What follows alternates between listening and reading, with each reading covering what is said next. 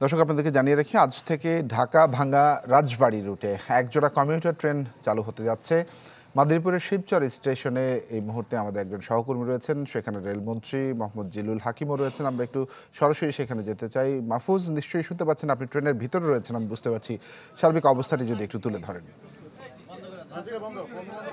সার্বিক অবস্থা এমনিতে প্রচণ্ড গরম, এর মাঝে একটি কমিউটার ট্রেন আজ উদ্বোধন হয়েছে।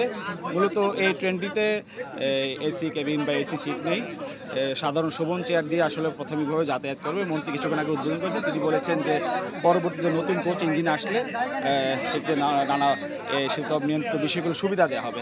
আমরা একটু সরাসরি যাই।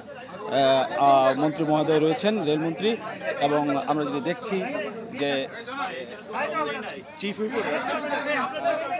আমরা সরাসরি সম্প্রচার করছি, আমাদেরকে যদি একটু সহায়তা করেন। মন্ত্রী মহোদয় রয়েছে, আপনিও রয়েছেন, আমরা সরাসরি সম্প্রচার করছি। আজকে উদ্বোধন করলেন, আসলে এলাকাবাসীর দাবি আরো নতুন ট্রেন, সেক্ষেত্রে আপনাদের কোনো পরিকল্পনা আছে? আমাদের চিফ হুইপ সাহেব উনি আমাদের কাছে বলছেন এবং দাবি করছেন আর একটা নতুন ট্রেন ইনশাল্লাহ আমরা জুলাই মাস নাগাদ আমরা আরেকটা নতুন ট্রেন চাই। আর এই ট্রেনটি মানে কয়টার দিকে ভাঙ্গা থেকে ছাড়বে বা রাজবাড়ী থেকে ঢাকায় পৌঁছাবে, এই বিষয়টা একটু জনগণ এটা তো বলছে। আমরা এখন সরাসরি সম্প্রচার, এটা 7:30 জিএম সাহেব, 7:15 ভাঙ্গা থেকে আর ঢাকা থেকে 6টায়। এই এলাকার মানুষ এতে উপকৃত হবে কিভাবে?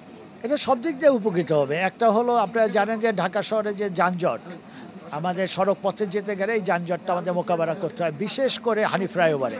কিন্তু ট্রেনে তো টাইমিংটা ফিক্সড থাকবে, যাতে ছাত্রছাত্রী এবং অফিসার যারা চাকরি করে তারা এই ট্রেনটাকে বেছে নেবে, এবং খরচও কম।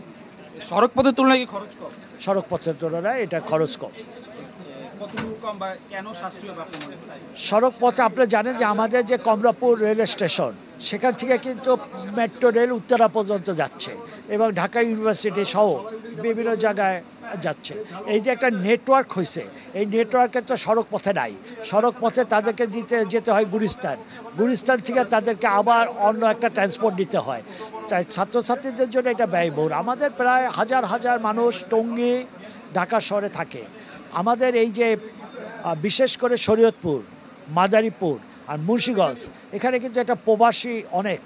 এই আমাদের মাননীয় প্রধানমন্ত্রী এবং মাননীয় মন্ত্রী যে কমিটমেন্ট করেছেন যে এইটাকে এয়ারপোর্ট স্টেশন পর্যন্ত যাওয়া হবে এবং টঙ্গী পর্যন্ত, এবং এয়ারপোর্ট স্টেশন ব্যবহার হলে আমাদের প্রবাসীদের একটা বড় উপকার হবে। প্লেন থেকে নেমে ট্রেনে করে তারা তাদের এলাকায় চলে আসতে পারবে নিরাপদে। এইটা হবে আমাদের চাকরিজীবী যারা ঢাকায় চাকরি করে, পড়াশোনা করে, তারা বেনিফিট হবে, এবং যে সকল চাকরিজীবী বা যারা ট্রেনিং নিতে বা পড়াশোনা করতে আমাদের এলাকায় আসে, তারাও এটাকে ব্যবহার করবে। আমার মনে হয় যে এই ট্রেনের কারণে একটা ভৌগোলিক কারণে বিভিন্ন আমাদের মেগা প্রকল্প শিবচরে হচ্ছে। ট্রেন তার জন্য যোগাযোগে একটা বড় ভূমিকা পালন করে। ধন্যবাদ আপনাকে।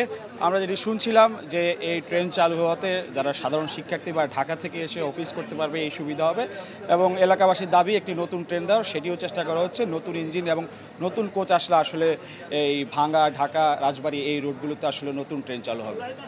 মাহফুজ, ধন্যবাদ আপনাকে আমাদের সঙ্গে যুক্ত হওয়ার জন্য। মাহফুজ কামাল জানাচ্ছিলেন শিবচর থেকে।